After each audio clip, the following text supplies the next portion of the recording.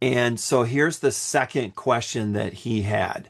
And Okay. I hear this one a lot just in the conversations that I have with people because it's related to the independent healing journey.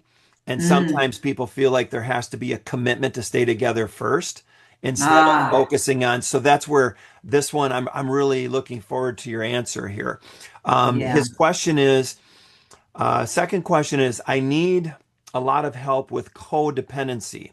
I feel Mm. like if we, quote, do our own thing and, quote, live separate lives, so to speak, that we will grow apart and feel like roommates, unless I'm understanding codependency wrong. So, yeah, boy, it's an interesting way that the question was worded. So, detaching, detaching is huge for both people. What do I mean by detaching?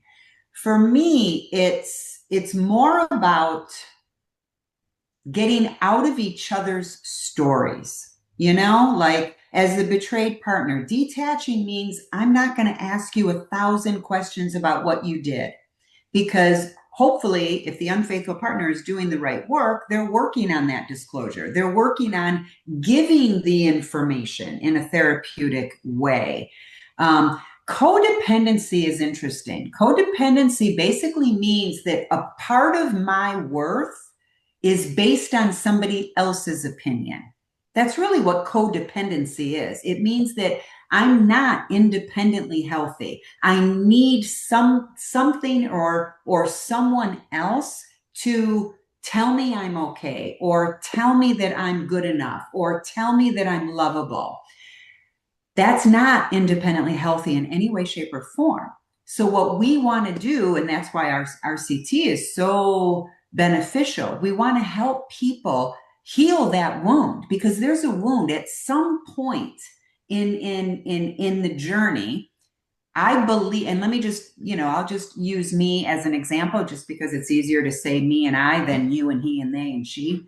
So let's say I grew up and I just had this feeling that I wasn't good enough, right? Let's say I lived in a household where I don't know, my siblings were all A students and I was the failure. So I just kind of, had this belief that I wasn't good enough.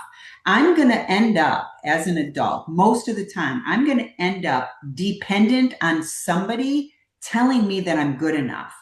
But because I'm coming at that relationship with this unhealthy view of myself, the relationship, the other person, it's probably going to be back and forth. It's going to be some you're worthy and some you're not worthy.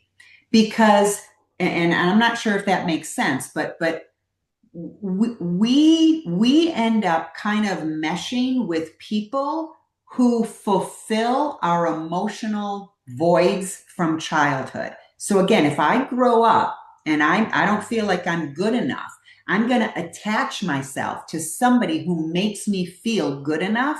But the person that I'm attaching to is only going to give me some I'm good enough. And then the rest is going to be I'm not good enough. It's going to be a mixture of both. Before I go further, Doug, does that make sense Oh, right there? yeah, it Okay. absolutely makes complete Okay. sense. Yep. So this dependency, right? We end up, and we can call it lots of different things. Codependency, trauma bond is another term that we hear a lot. Really, all we're talking about is I'm relying on somebody else to give me something I don't have. I'm relying on somebody else to give me something I don't have. Healing means that I'm going to get that thing on my own. I don't need somebody else to give it to me. I'm not going to search, the globe for validation or for people to tell me that I'm good enough or for people to tell me that I'm lovable or for people to validate me. I'm not going to search the world for that anymore because I believe it within myself because I healed those childhood beliefs that I brought with me into adulthood. Those are the patterns that we're always talking about. So again, if I'm that child who kind of grows up in this competitive household and I'm the one that can't even get a C on a report card, I'm going to bring that I'm not good enough into my adulthood. and I'm going to be searching for people to tell me I'm good enough. But because I'm unhealthy, and that's an unhealthy belief, I'm only going to attract the unhealthy people. So they Mhm. might tell me I'm good enough one day, but then tell me I'm an idiot the next day. It's a Mhm. very, and that's why codependency and trauma bonds are so confusing. Because you get what you need some of the time, but then you get put down the other times. So the answer is the same for both people, which is heal the wounds. Let's heal that you're not good enough that you got from childhood. Let's heal that so that you're not searching for other people to tell you that you're good enough. Now, I know that was kind of a side track there for a moment, but let's get back to this separation piece. Healing has to be independent. Healing is not about we, our, us. It is not. Healing is I. What am I doing? What is my program? What is my path? How am I showing up? That's what healing is. So when this person wrote about, it's going to feel like roommates or something.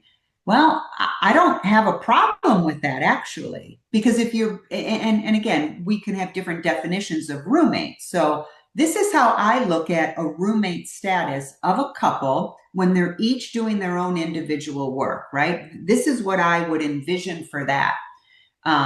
Each week or each day or twice a week or something, you're each sharing with each other what you're learning in your own individual therapy. You're not saying, oh, you need to do more of this and you need to do more of that. And I got mad because you did this or you said that or you didn't do this. That's not healthy. But you can certainly have conversations throughout the week about what you are doing. I. You know what? In my session, I think you said Camilla they're working with. In my session with Camilla, I really realized that, I've had a codependent pattern my whole life. And I think it came from my childhood when, I really didn't have a connected, healthy emotional relationship with my dad. And, that caused me to have a lot of self esteem issues. And that led me to, and then, I mean, again, I could spend 3 hours just finishing that. Those are healthy conversations, but both people have to detach from the mud of the other story and just start being vulnerable and honest with what you are learning. That's why we are always talking about healing is an independent journey. It's not a couple's journey. It's not marriage counseling. That's it's just not how this is going to work. So focus on yourself. If it feels like you're going into roommate status, well, to me, roommates don't talk about personal things. Roommates don't share a bed. Roommates only talk about the bills or basic things. So if that's where you're at, well then we need to talk a little bit deeper about what are you each doing in your own individual therapy.